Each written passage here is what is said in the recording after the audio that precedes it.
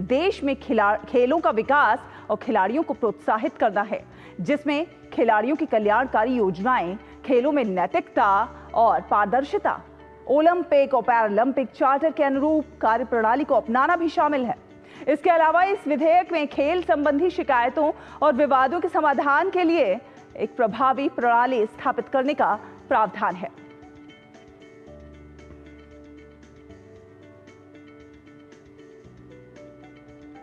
और इसके साथ ही साथ डॉक्टर मनसुख मांडविया, और आपको बता दें नेशनल स्पोर्ट्स गवर्नेंस बिल बहुत ज़्यादा खास है। खेलों के विकास की बात की जाए, प्रोत्साहन, खेलों का किस प्रकार से विकास हो, खिलाड़ियों को किस प्रकार से प्रोत्साहन मिले, यही इसका उद्देश्य है नेशनल स्पोर्ट्स गवर्नेंस बिल 2025।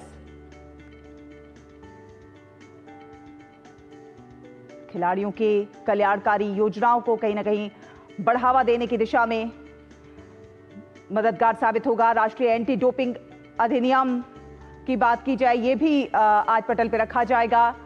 इसके साथ साथ डॉक्टर मनसुख मांडविया राष्ट्रीय एंटी डोपिंग संशोधन विधेयक 2025 पेश करेंगे और इसके जरिए 2022 में बनाए गए कानून में कुछ संशोधन किए जाएंगे। इसका मकसद डोपिंग रोधी कानूनों को और अधिक प्रभावी, पारदर्शी और अंतर्राष्ट्रीय मानकों के अनुरूप बनाना इसका मकसद है।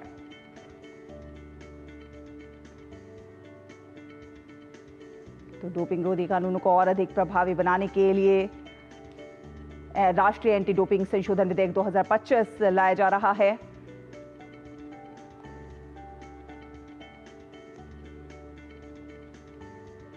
और राज्यसभा की बात की जाए तो आज राज्यसभा में 2 महत्वपूर्ण विधेयक विचार और पारित किए जाने के लिए सूचीबद्ध हैं। इसमें समुद्र से माल परिवहन विधेयक 2025 और तटीय शिपिंग विधेयक 2025 शामिल है।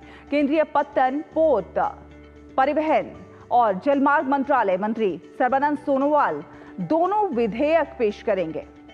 समुद्र से माल परिवहन विधेयक 2025 समुद्री मार्ग से माल के परिवहन से जुड़े वाहकों यानी कि कैरियर्स की क्या कुछ जिम्मेदारियां हैं, अधिकारों और कानूनी सुरक्षा को निर्धारित करता है।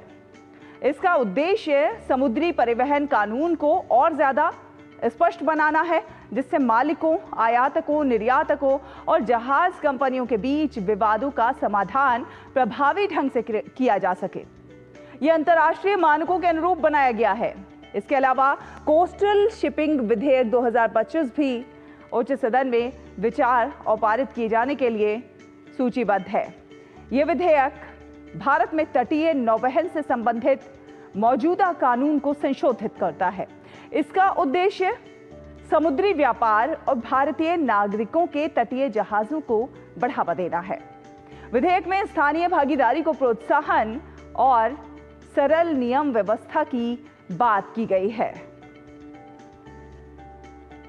तो समुद्री परिवहन कानून को और ज्यादा स्पष्ट बनाने का लक्ष्य है। समुद्र से माल परिवहन विधेयक 2025 आयातकों, निर्यातकों और भारत में तटीय नौवहन से संबंधित मौजूदा कानून का संशोधन।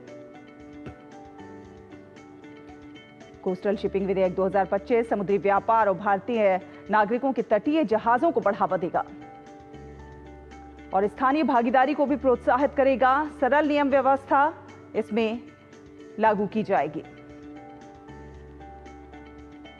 और भारत में तटीय नौवहन से संबंधित मौजूदा कानून का संशोधन है।